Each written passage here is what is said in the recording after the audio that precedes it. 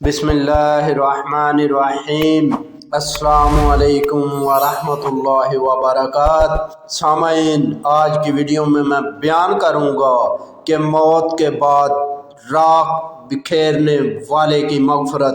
سامعین، حضرت ابو ہریرہ رضی اللہ عنہ سے روایت ہے، رسول اللہ صلی اللہ علیہ وآلہ وسلم نے فرمایا، ایک آدمی نے اپنی جان پر ظلم کیا، یعنی بہت گناہ کیے۔ جب اس کی موت کا وقت قریب آیا تو اپنے گناہوں کو یاد کر کے اور اپنے انجام کے خوف سے اپنے بیٹوں کو وصیت کی، جب وہ مر جائے تو اس کی لاش کو جلا کر راکھ بنا دیا جائے اور اس راکھ کا نصف حصہ خشک ہوا میں بکھیر دیا جائے اور نصف حصہ سمندر میں بہا دیا جائے، تاکہ میرا نشان بھی باقی نہ رہے اور جزا و سزا کے لیے میں دوبارہ نہ اٹھایا جاؤں۔ اور کہا، میں ایک ایسا سیاہ کار ہوں کہ خدا کی قسم اگر اللہ تعالیٰ نے مجھے پکڑ لیا تو وہ مجھے ایسا عذاب دے گا کہ جہانوں میں ایسا عذاب کسی کو نہ دے گا۔ جب وہ مر گیا تو اس کی اولاد نے اس کی وصیت پر عمل کیا، اس کو جلا کر اس کی راکھ کچھ ہوا میں اور کچھ سمندر میں بہا دی۔ تو اللہ تعالیٰ نے دریا کو حکم دیا کہ اس کے اندر جو اس کے اجزاء تھے جمع کر لیے، اور خشکی کو حکم دیا اس کے اندر جو اس کے منتشر اجزاء تھے جمع کر لیے، اور اسے زندہ کر کے اپنے سامنے کھڑا کر لیا۔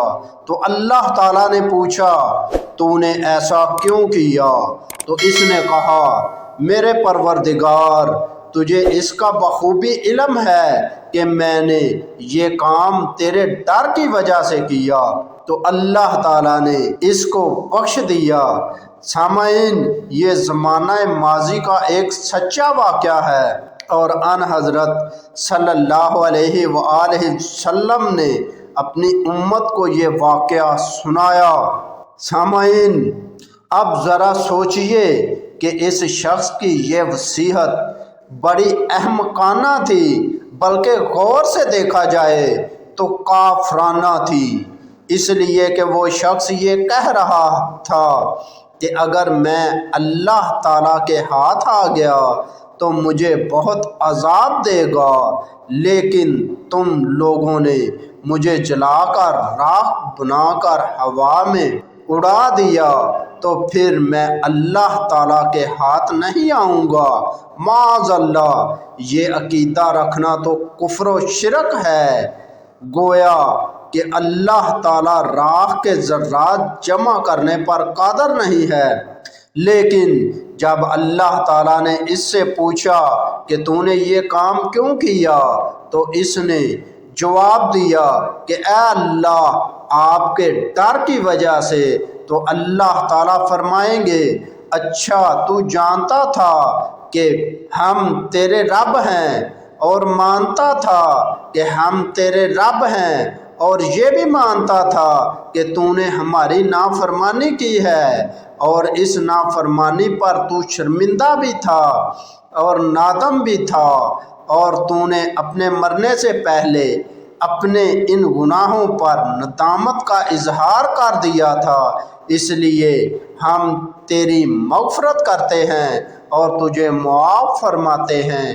اس واقعہ کو بیان کرنے سے حضور اکرم صلی اللہ علیہ وآلہ وسلم کا مقصد یہ تھا کہ اللہ تعالیٰ کی رحمت در حقیقت بندے سے صرف ایک چیز کا مطالبہ کرتی ہے، وہ یہ ہے کہ بندہ ایک مرتبہ اپنے کیے پر سچے دل سے شرمسار ہو جائے، نادم ہو جائے، اور نادم ہو کر اس وقت جو کچھ کر سکتا ہے وہ کر گزرے، پھر اللہ تعالیٰ اس کی توبہ قبول کر کے اس کو معاف فرما دیتے ہیں۔